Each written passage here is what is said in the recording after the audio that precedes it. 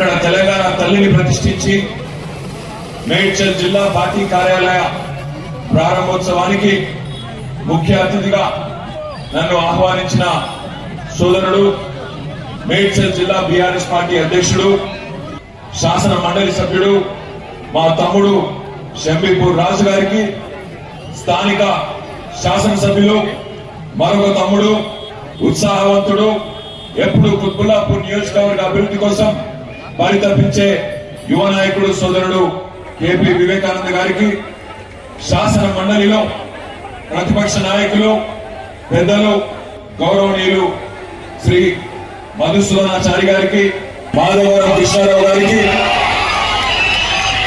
మల్కాజ్గిరి శాసనసభ్యులు సోదరుడు మరి రాజశేఖర రెడ్డి గారికి, ఉప్పల్ శాసనసభ్యులు గౌరవనీయులైన శ్రీ బండారి లక్ష్మారెడ్డి గారికి, వేదిక ముందున్న మా అన్నదమ్ములకు అక్క చెల్లెలందరికీ పేరు పేరున హృదయపూర్వక శిరస్సు వంచి నమస్కారం తెలియజేస్తాను.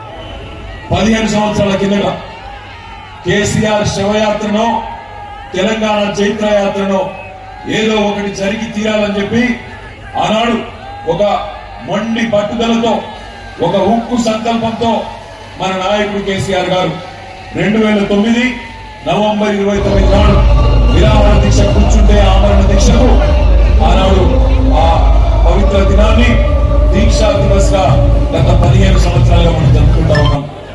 అదే మాదిరిగా కేసీఆర్ గారు 11 రోజుల పాటు తన ప్రాణాన్ని పణంగా పెట్టి దేశ రాజకీయ వ్యవస్థను ఒప్పించి, దేశంలో ఉండే ప్రతి రాజకీయ పార్టీ, పార్లమెంట్ లో ఉండే ప్రతి పార్టీ ఈ విరాహార దీక్షతో కదిలిపోయి తెలంగాణ ప్రజల దశాబ్దాల ఆకాంక్ష నెరవేర్చండి అంటూ దేశ రాజకీయ వ్యవస్థ మీద ఒత్తిడి తెచ్చి కేసీఆర్ గారి దీక్షతో, విద్యార్థుల బలిదానాలతో తెలంగాణ మొత్తం కదిలితే ఆ దీక్ష సఫలమైన ఈ రోజు డిసెంబర్ 9ని దీక్ష విజయ దివస్ గా 15 సంవత్సరాలుగా జరుపుకుంటా ఉన్నాం. ఇవాళ కొంతమంది అల్పకులు ఈ పవిత్ర దినాన్ని ఇవాళ దీన్ని వక్రీకరించే ప్రయత్నం, దీన్ని చిన్నగా చేసి చూపెట్టే ప్రయత్నం, కేసీఆర్ గారి దీక్షను మరిపించే నియుక్తులు కొంతమంది చేస్తా ఉన్నారు. కానీ ఒకటి మాత్రం వాస్తవం, తప్పకుండా తెలంగాణ చరిత్ర ఉన్నంత కాలం తెలంగాణ సాధన జరిగింది కేసీఆర్ నాయకత్వంలో అనే మాట ఎవరు దాచినా దాగలు అనే మాట ఈ సందర్భంగా నాయకత్వం వహిస్తున్న ముఖ్యమంత్రి తెలంగాణ ద్రోహిగానే గుర్తించబడతారు, గుర్తుండిపోతారు.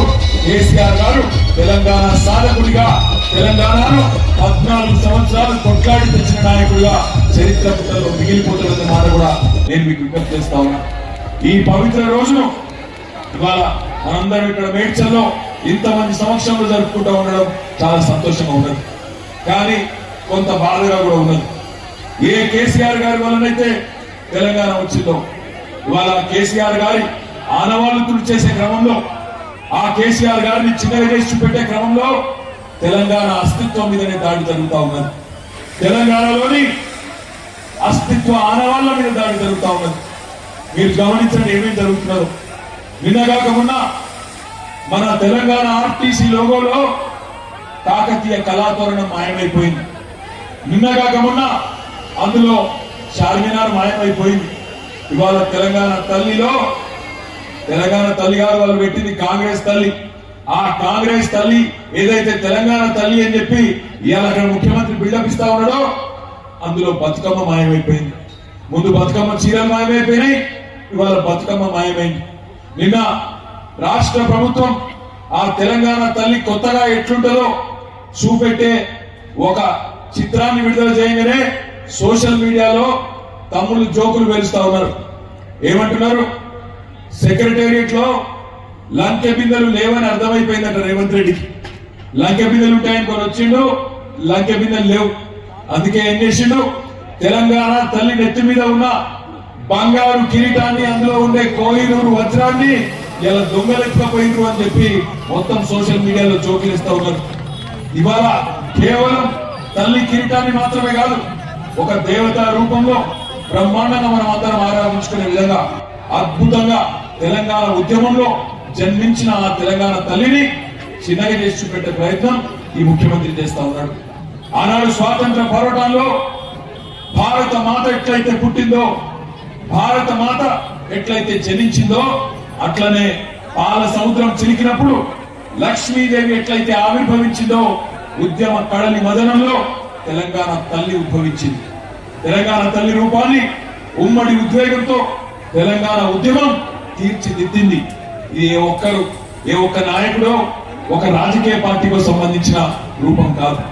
తెలంగాణ తల్లిని చూడగానే ఉద్యమ జ్ఞాపకాలు గుర్తుకొస్తాయి. నాటి పోరాట స్ఫూర్తి రగులుతా ఉంటది తెలంగాణలోని ప్రతి ఒక్కరి గుండెలో. ఈ జాతి సమిష్టిగా సాధించిన ఈ పోరాటంలో సాంస్కృతిక పోరాటం కూడా మళ్ళొక్కసారి గుర్తొస్తుంది.